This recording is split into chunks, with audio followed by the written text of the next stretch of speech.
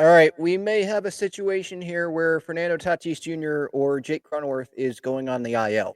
Don't know that yet. I assume that Cronenworth is not going on the IL. If I had to choose one of the two, I would think it's Tatis that would go on the IL because Cronenworth, it does really seem like it was just cramping. Tatis both could not go on the IL, and it could be them just giving up already on someone like Yuli Gurriel here on April 10th or April 11th, whenever they make that move. Or this could be absolutely nothing at all. But this was the AAA El Paso lineup tonight, and this game is still going on as I am recording this. And give credit to Jim Russell. Sometimes not so smart, sometimes is smart. Just kidding. I'll love Jim.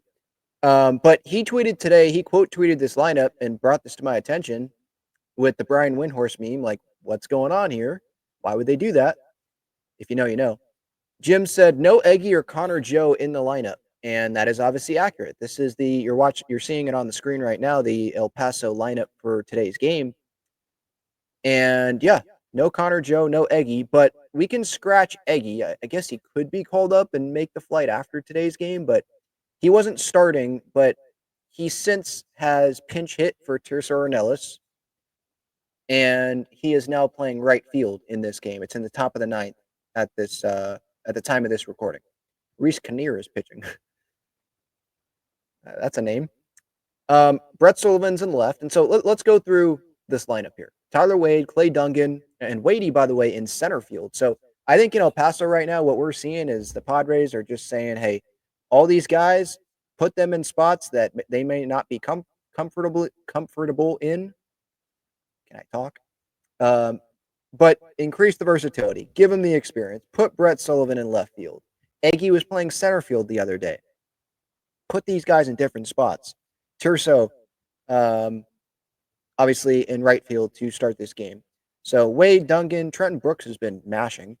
Campy is catching. Tirso, Jonathan Perlaza, Brett Sullivan, Nate Mondu, Mason McCoy, and who is that last one? My screen's blocked. Sorry. Jared Collar is the starting pitcher today. So you look at that, and obviously now that we know Eggy is in that game, no Connor Joe.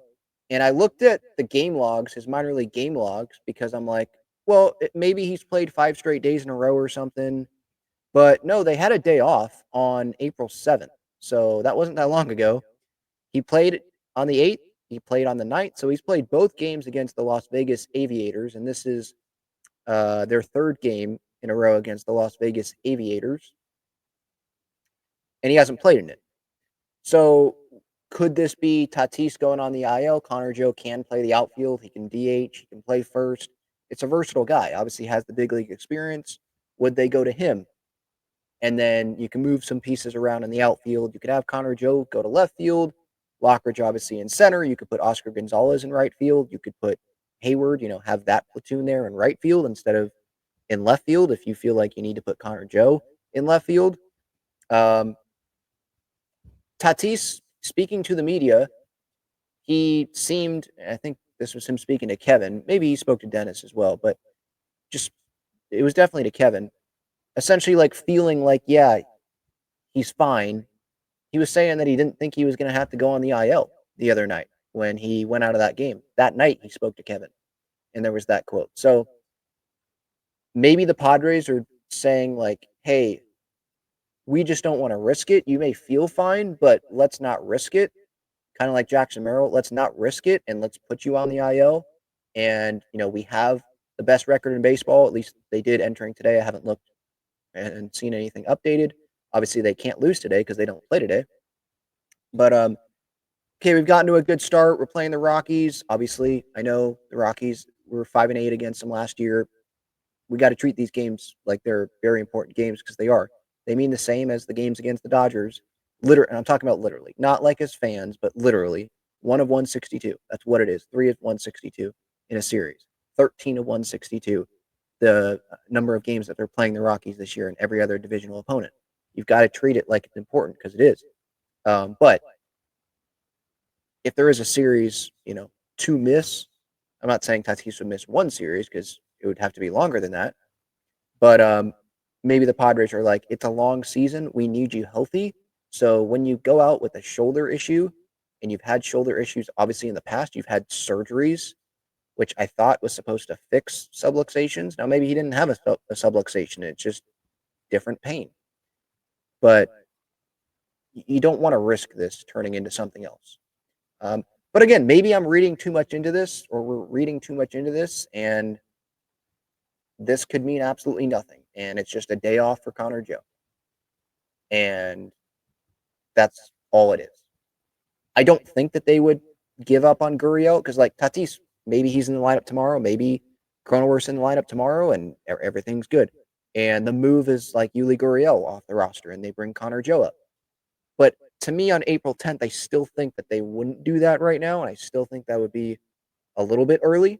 I'm not like the biggest fan of Yuli Gurriel, like, don't get me wrong, but I'm just trying to think of this from the Padres lens. You put him on the opening day roster, and yeah, he struggled, but it is a major league vet. If you put him on the roster, you're going to give him some leeway here, and you're winning baseball games. You had a 500 road trip in non-ideal conditions, especially in Chicago. Like, you can afford it. The Padres could make that case. I'm trying to make the Padres, like, see what the Padres case would be for keeping Gurriel. So I'm just saying that, like, they're going to give him more. He's a major league vet. He's going to find it. Maybe Schilt has said this, like, trying to defend Gurriel about him being a little bit antsy up there, and I'm not quoting him, but kind of like swing happy and going for balls instead of letting it come to him, a little jumpy. I think that's actually what Schilt said one of these days here recently. So, yeah, the time's coming down because once Merrill comes back, are you going to keep Oscar on, or are you going to take Gurriel off? Are you going to keep Hayward on, or are you going to take him off and keep Gurriel and you have Oscar replace Hayward? But Hayward's a lefty bat and Oscar's a righty bat, I think. Yeah. So you probably want a lefty somewhere in that outfield mix. So it's going to be interesting. But this was something to note today, in my opinion, that there's no Connor Joe in this lineup. It's a day off. He hasn't yet appeared in this game. Let me reload this page real quick just so I can give you the most up-to-date info. Trenton Brooks, by the way, he just homered, so he continues to hit. Yeah, still no Connor Joe. He is listed on the bench. 2 guys left on the bench, Joe and Duran. But, I'm not watching the El Paso broadcast, so I don't know. Have they shown him in the dugout? I don't know. But it's just something that we should keep an eye on, I think. It seems like to me that Tatis and Cronenworth aren't going on the IL, but this did, make me a little bit curious. The other thing I wanted to hit on, Tom Cosgrove traded to the Cubs, and I wanted to hit on it because that's a former big leaguer, former guy that was dominating against Shohei Ohtani not that long ago, a couple years ago, right? And he goes to the Cubs today for cash considerations.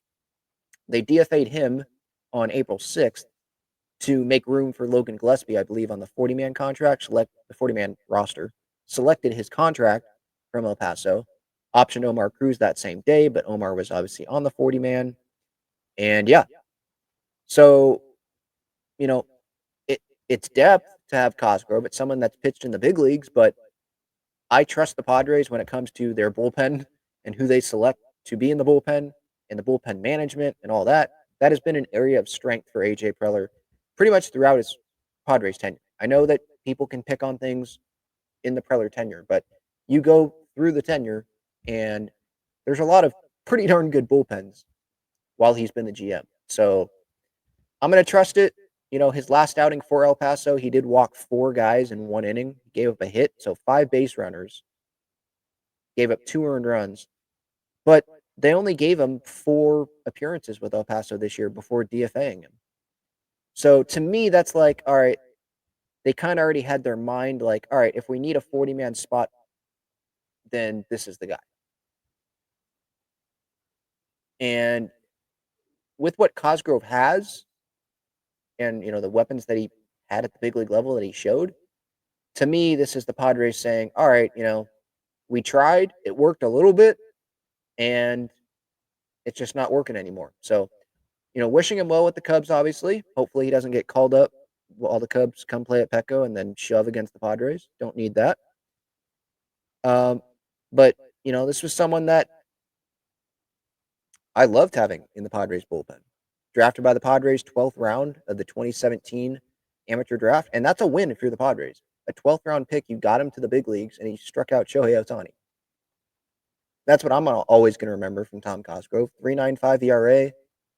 In 2023, he had a 1.75 ERA in 54 games. Like, this was an impact reliever for this Padres team. And then 18 games last year, definitely was not the same guy results-wise. 19 earned runs in 14 and 2/3 innings. And then obviously just not a lot of chances, it doesn't seem like. And the Padres had, it seems like, made up their mind with Cosgrove, and they determined, yeah, it's all right. We're good. We don't need him. Could this be a reverse Jeremiah Estrada where he ends up working out really well for the Cubs? But Estrada didn't have a ton of success. Like, Cosgrove had success for the Padres in 2023. Estrada didn't reach that level with the Cubs. And then they found that here with the Padres when he came over. So we'll see if have the Cubs found something with Cosgrove. Do they think they can find something? I guess that's probably what I should have said there. I will probably be keeping some tabs on Cosgrove. So I loved him in a Padre uniform, and I thought he was a pretty good weapon to have. But if you think about the Padres bullpen right now, with the weapons that they have with the lefties, Wandy's off to a good start. And maybe that's what has contributed to them being like, yeah, all right, we can DFA Cosgrove. Matsui, Morahone, like, those are some good lefties in this bullpen. So I think they're in a good spot. Now, what happens if a couple of them get hurt? We'll see. But it's not the end of the world that Cosgrove ends up going to the Cubs. And again, for me, it's like, yeah, if you're going to deal a reliever in the farm system, I'm going to trust you because of the track record the Padres have. So if you have any thoughts on anything I said here, you can give your thoughts in the comments. But yeah, by the way, the El Paso game just ended, and that was against Las Vegas. Again, 3 consecutive days against them. Connor Joe played in the 2 previous, but did not play today. Reese Kinnear got the win, 7-6 win over Las Vegas. Eggy got in the game. Mason McCoy was at shortstop. Campy was catching. He's hitting 344 with a 947 OPS, by the way, but I'm not surprised at all by that because he's playing in El Paso. And he's done that before. Tyler Wade was leading off in center field. So trying to increase that versatility. But yep, that's what I've got. Padres Rockies series starting tomorrow. Off day obviously was today. Friday, Saturday, Sunday. The Rockies are going to be entering this series against the Padres as one of the worst teams, if not the worst team in baseball. They're 3-9. They won today against Milwaukee, but yeah, not a good team. Take advantage of it.